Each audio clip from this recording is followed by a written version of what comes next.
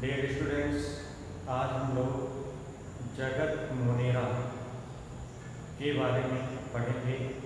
जगत Monera, kingdom Monera, जो कि जीवधारियों का सबसे पहला जगत है। जैसा कि हमने आपको बताया था 5 किंगडम क्लासिफिकेशन में, 5 जगत पद्धति में हमने आपको बताया था कि सबसे पहला जो जगत है वो मोनेरा है, दूसरा है प्रोटिस्टा, तीसरा है फंजाई, चौथा है प्लांटी और पांचवा है एनिमलिया। अगर इसे हिंदी में देखें तो मोनेरा, प्रोटिस्टा, कवक, पादप और जन, 5 जगत में संपूर्ण जीवधारियों को विभाजित किया गया है। उसी में से आज पहला जगत जो है मोनेरा, उसके बारे में हम लोग अध्ययन करेंगे। मोनेरा का जो सामान्य मतलब होता है, मोनेरा ग्रीक भाषा के मोनोज शब्द से मिलकर बना है। मोनोज, जिसका अर्थ होता है सिंगल, जिसका अर्थ होता है सिंगल, अर्थात इस जगत के अंतर्गत आने वाले समस्त प्रकार के जीवधारी, सिंगल का मतलब यहाँ पर एक कोशिका से है, मतलब एक कोशिकीय होते हैं। तो इस जगत के अंतर्गत आने वाले समस्त जीवधारी का शरीर एक कोशिका से मिलकर बना होता है। इनकी जो कोशिकाएं होती हैं वो पूर्व केंद्रीय कोशिका होती है। पूर्व केंद्रीय हमने आपको बताया था।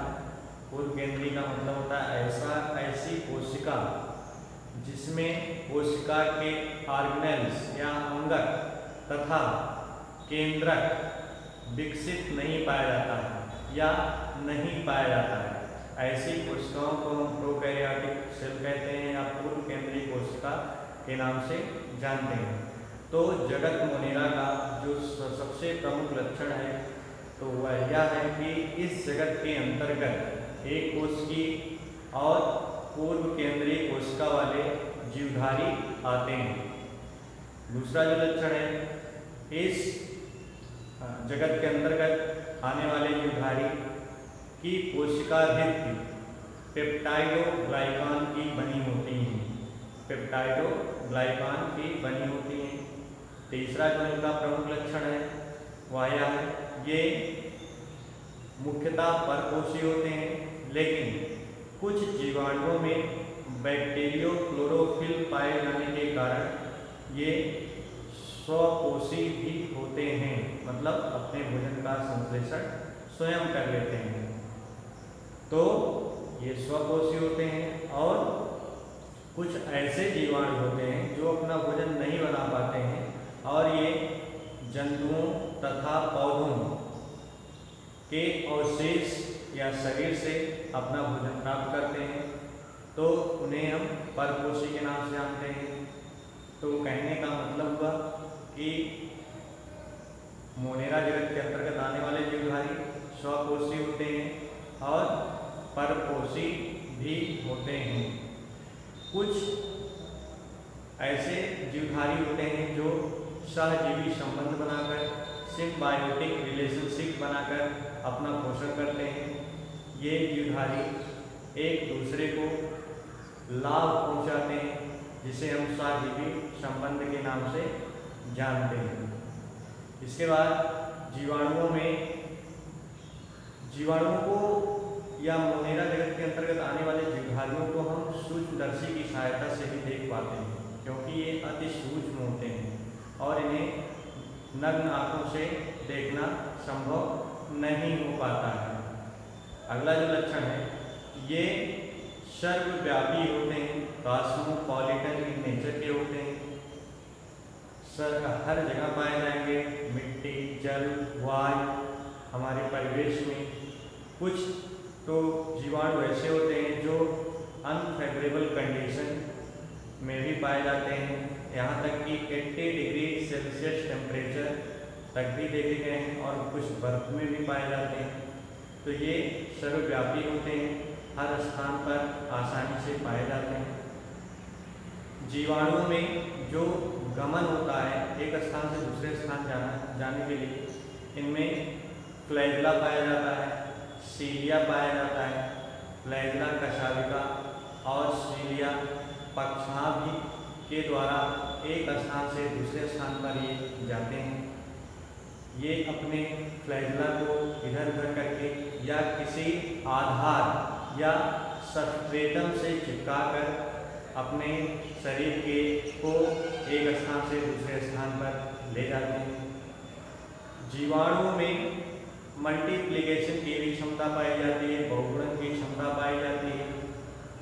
जीवाणुओं में जनन मुख्यतः 3 प्रकार का होता है।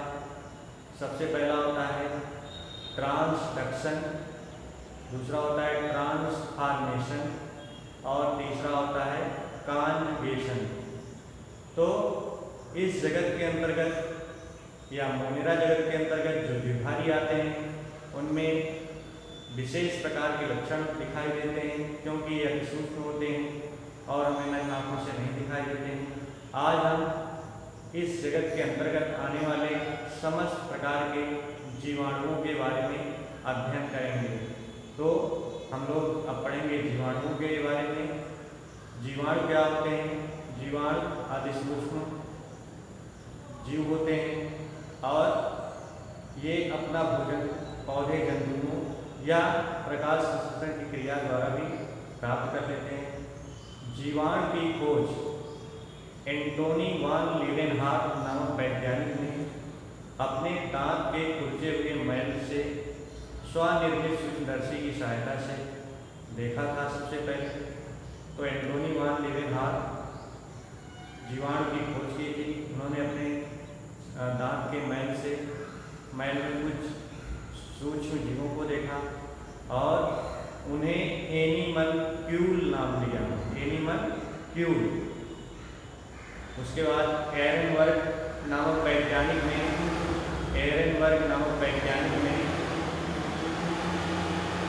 इसे जीवाणु नाम दिया। एरेनबर्ग नामक वैज्ञानिक ने इसे जीवाणु नाम दिया। इसके बाद हम बताते हैं आपको। तो जीवाणु की खोज एंटोनी वान लीवेनहॉक नामक वैज्ञानिक ने किया था। हमने आपको बताया कि अपने स्वनिर्मित सूक्ष्मदर्शी की सहायता से। इसका जो खोज हुआ है वो एंटोनी वान लीवेनहॉक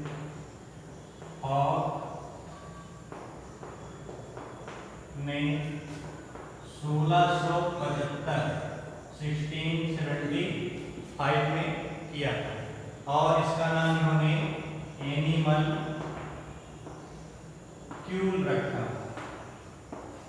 एनिमलक्यूल। तो एंटोनी वान लीवेनहॉक ने 1675 में 1675 में जीवाणु की खोज किया था और इसका नाम दिया एनिमलक्यूल। दूसरे जो वैज्ञानिक थे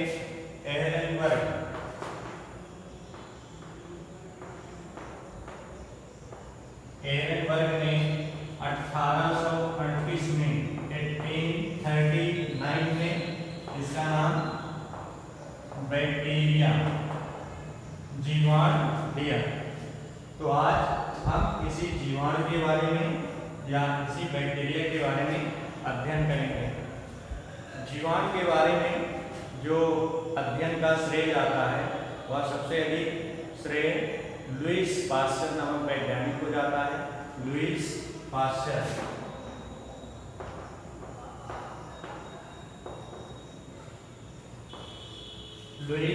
पास्चर नामक वैज्ञानिक को जाता है। इन्होंने जीवाणुओं के बारे में अधिक अध्ययन किया और जीवाणुओं से होने वाले लाभ और हानि के बारे में बताया।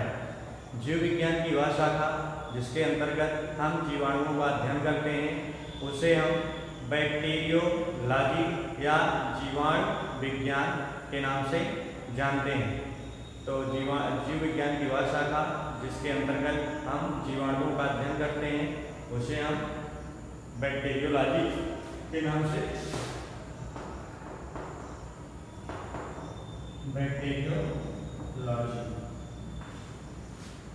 से जानते हैं।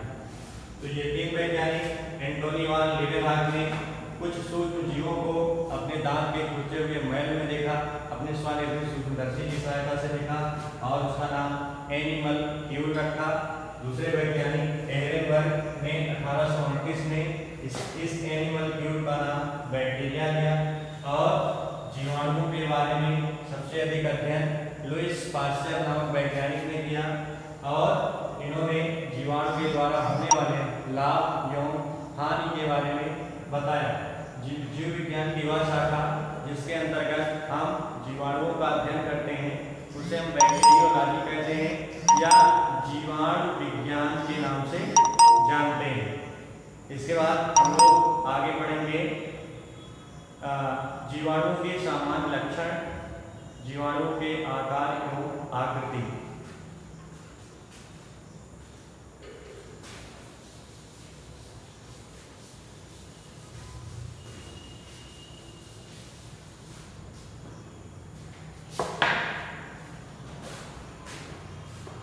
General characters are bacteria. जीवाणु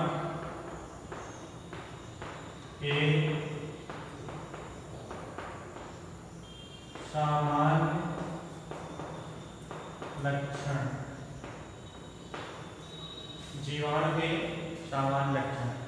तो सबसे पहला लक्षण जो है वह है ये अति सूक्ष्म जीव होते हैं जिन्हें हम नग्न आंखों की सहायता से नहीं देख सकते।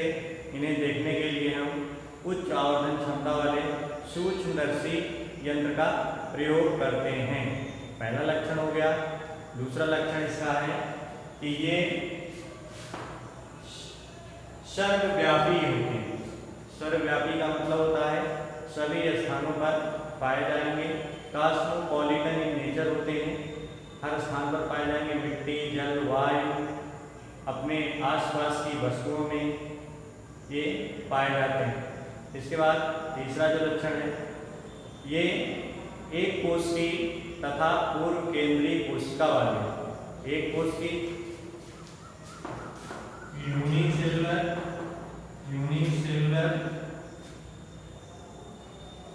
और प्रोकैरियोटिक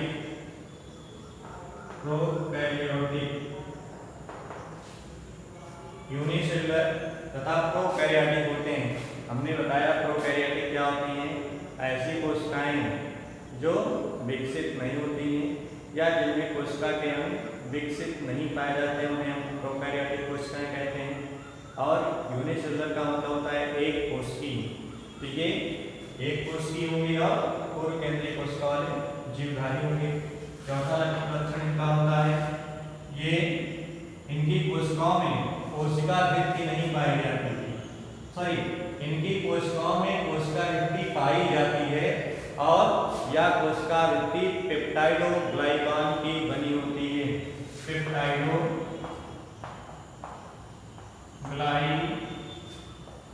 की बनी होती है। ठीक, अगला है ये स्वकोशी होते हैं। स्वकोशी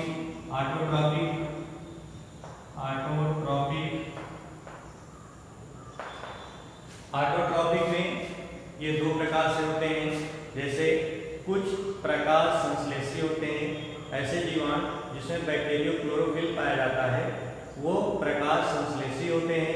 तथा ऐसे जीवाणु जो रसायनों के द्वारा या रासायनिक पदार्थों के द्वारा अपने भोजन का निर्माण कर लेते हैं या विभिन्न तत्वों का उपयोग कर लेते हैं अपने भोजन में, उन्हें रसायन संश्लेषी कहते हैं।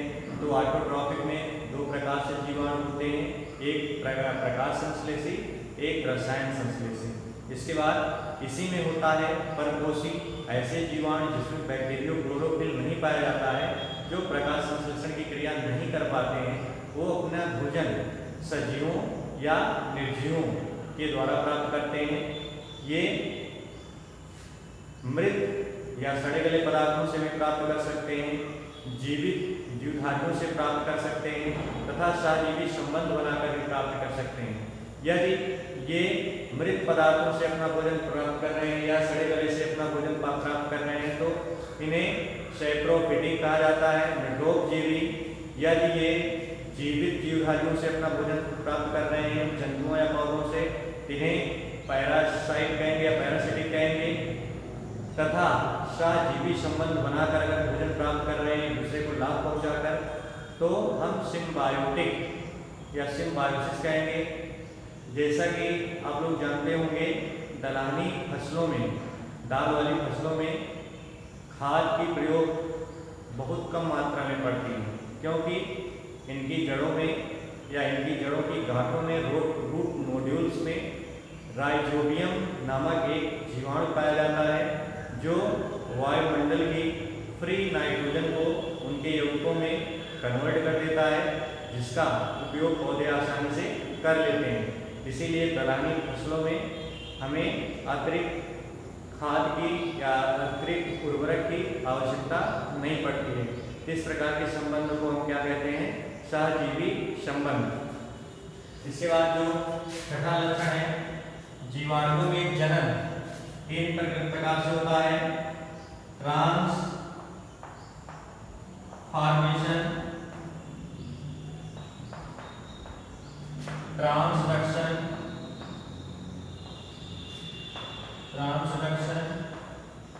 तथा कॉन्जुगेशन। 3 प्रकार से होता है, ट्रांसफॉर्मेशन, ट्रांसडक्शन और कॉन्जुगेशन। 3 तरीके से होता है। पहला तरीका होता है ट्रांसफॉर्मेशन।